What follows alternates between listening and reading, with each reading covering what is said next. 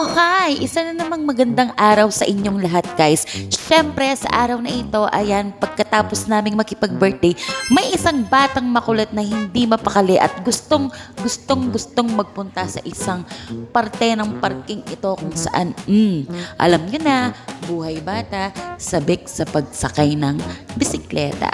So, nagpunta po kami sa capital, capital town, guys, okay? So, tuwing ganyang oras, guys, mga around 5 p.m. paggabi, no? Marami talaga po ang nagpupunta dito at namamasyal at marami pong mapagbibilhan ng mga pagkain at mga pwedeng puntahan upang ikaw ay magkaroon ng relaxation time ba. So, perfect na perfect po ang capital town dito sa San Fernando, Pampanga. Kaya pwede po kayong pumasyal dito, guys.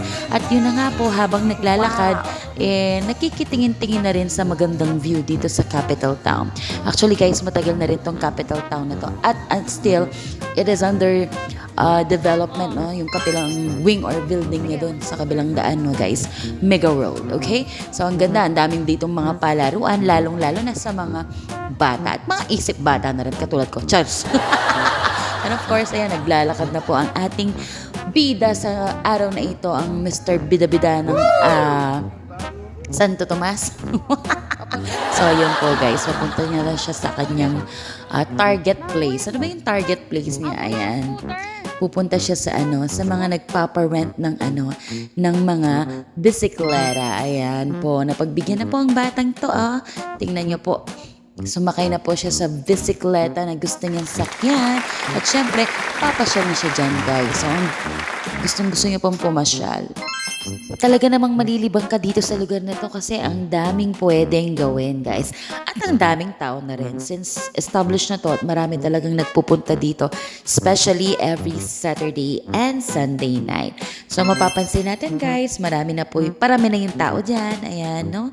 So, ini-enjoy ng batang makulit ang pagbibisikleta dahil gusto niya daw magkaroon ng moment dito. So, pinagbigyan na natin, guys. So, what is 50 pesos, no? So, for 15 minutes, pwede kang mag-rent dito ng bike for 50 pesos. Yes, guys. So, in-enjoy ng bata ang pag-iikot dito sa napakalaking space dito sa capital town. So, masarap nga naman ang biking, no? Kahit ako, nung bata ko, ini-enjoy ko yan, guys. So, we all go through the cycle of life na kailangan nating i-appreciate din for our kids dahil gustong-gusto nilang i-enjoy ang araw na to. So, yun po. Maraming salamat sa panonood. That would be our video for today. God bless you all. Bye-bye!